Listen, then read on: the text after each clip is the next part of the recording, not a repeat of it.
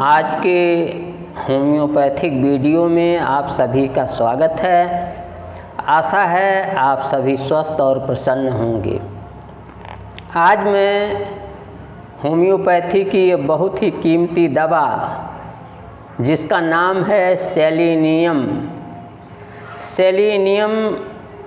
के आज मैं कीनोट सिम्टम्स आपको बताऊंगा और यह वीडियो आप पूरा देखें जिससे आपको यह पता चलेगा कि ये कौन कौन से लक्षण हैं, आपके मरीज में, रोगी में कौन कौन से लक्षण हों, तो आप जो है अपने रोगी को सेलेनियम देंगे। पहला कीनोट सिम्टम है जनरल वीकनेस। इसमें सेलेनियम में अत्यधिक कमजोरी पाई जाती है, लेकिन ये स्टेनम के तरीके से किसी विशेष भाग में सेंटर्ड नहीं होती है। पूरे शरीर में ये जनरल वीकनेस होती है, पूरे शरीर में पाई जाती है। दूसरा कीनोट सिम्टम है कि रोगी इतना कमज़ोर होता है, अत्यधिक कमज़ोर होता है कि थोड़े से मानसिक अथवा शारीरिक परिश्रम से उसे थकान आ जाती है, वो एग्जॉस्ट हो जाता है, इतना कमज़ोर होता है। तीसरा कीनोट सिम्टम है कि तमाम एग्जॉस्टिव डिजीजेज हैं, जैसे टाइफाइड फीवर है, यानी ऐसी बीमारियां जिनके बाद कमज़ोरी आती है।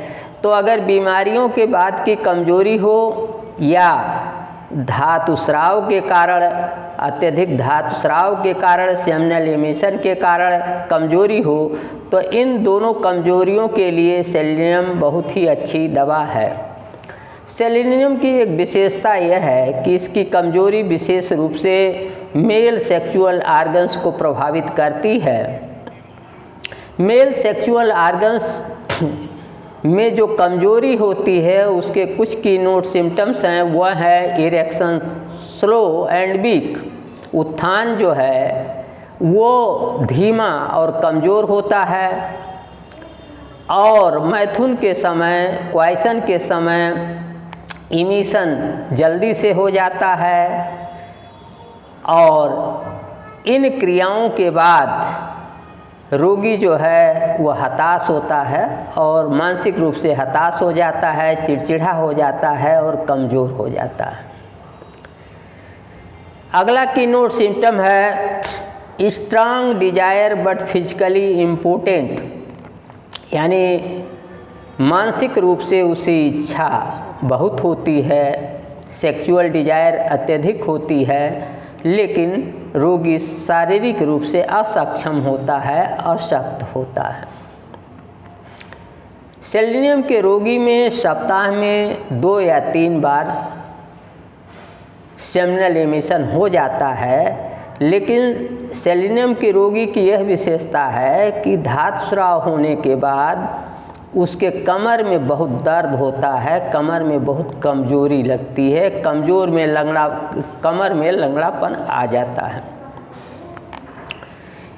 सेलेनियम की एक और विशेषता है कि इसमें जो प्रोस्टेटिक फ्लूइड होता है, जो धातु होती है, वो रोगी जब चल रहा हो तब उस समय धातु स्राव होता है, चलते समय होता है। रोगी बैठा हुआ है तब भी धातु स्राव हो जाता है, और अगर रोगी सो रहा है तब भी धातु स्राव हो जाता है, और स्टूल के समय, लेटिन के समय भी धातु स्राव होता है।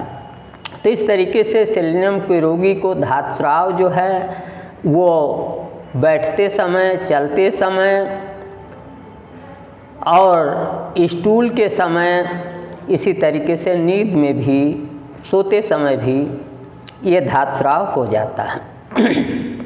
अगर ये धातु स्राव किसी को बहुत दिनों से बना हुआ है तो उसके अंग, विशेष रूप से चेहरे, हाथ और थिक में जो है पतलापन आ जाता है, इमेसिएशन हो जाता है, दुबलापन आ जाता है, यानी चेहरा दुर्बल दिखाई देता है, हाथ दुर्बल दिखाई देते हैं और जांघ भी इसी तरीके से पतली दिखाई देती है, पतलापन आ जाता है।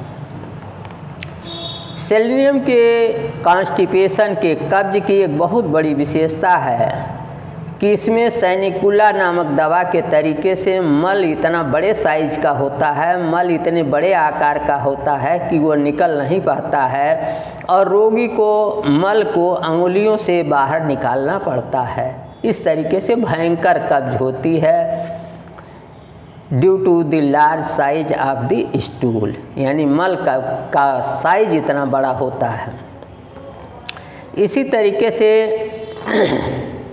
इसमें जो है रोगी को चलते समय और पेशाब के बाद तथा स्टूल पाखाने के समय पेशाब टपकता है।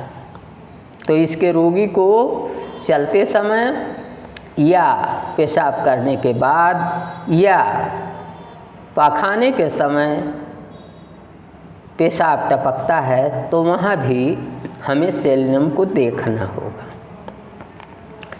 इसके रोगी की एक बहुत बड़ी विशेषता है कि इसे चाय बहुत नुकसान करती है और चाय पीने के बाद सेलेनियम के रोगी का रोग बढ़ जाता है और ऐसा रोगी स्पिरिचुअस लिक्वर्स अर्थात मादक द्रव्य पीना चाहता है।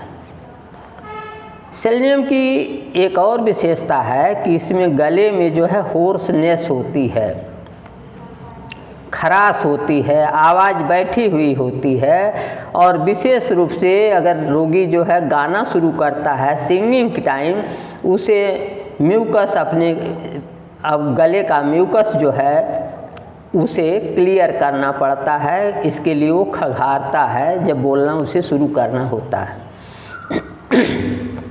इसमें सेलेनियम की एक और विशेषता है कि रोगी व्यवसाय में भूल करता है। जैसे मान लीजिए कोई कपड़े का व्यवसाय करता है तो उसमें पैसा वैसा जोड़ने में त्रुटि करता है और जब इसकी सबसे बड़ी विशेषता है कि जब रोगी सो जाता है तो सपने में उसे याद आता है कि हमने क्या भूल किया था। तो इस तरीके से अगर व्यवसाय में कोई व्यक्ति भूल कर रहा है और उसे सपने में वह अपनी भूल का पता चलता है तो निश्चित रूप से ऐसे रोगी की दवा सेलेनियम होगी। सेलेनियम चूँकि ये मेटल है इसलिए इसको 200 पोटेंसी से नीचे इस्तेमाल नहीं करना चाहिए। 200 या ऊपर की पोटेंसी ही इसके लिए बहुत बढ़िया होती हैं। आगे बात यह है कि मेरा निवेदन है कि मेरे YouTube चैनल डॉक्टर प्रेम नारायण को सब्सक्राइब करने से पूर्व आप पूरे चैनल पर विजिट करें और यदि आपको लगता है कि हमारे चैनल से आपको होम्योपैथिक विधा के बारे में अच्छी जानकारी मिल रही है और होम्योपैथिक जानकारी जो हमारे YouTube चैनल पर पड़ी हुई है उससे आप संतुष्ट हैं तो हमारे YouTube चैनल डॉक्टर प्रेम नारायण को सब्सक्राइब करें और यदि आप संतुष्ट नहीं हैं तो निश्चित रूप से आप हमारे YouTube चैनल को सब्सक्राइब ना करें। आज के वीडियो में इतना ही, अगले वीडियो में फिर मिलेंगे। नमस्कार, मैं डॉक्टर प्रेम नारायण।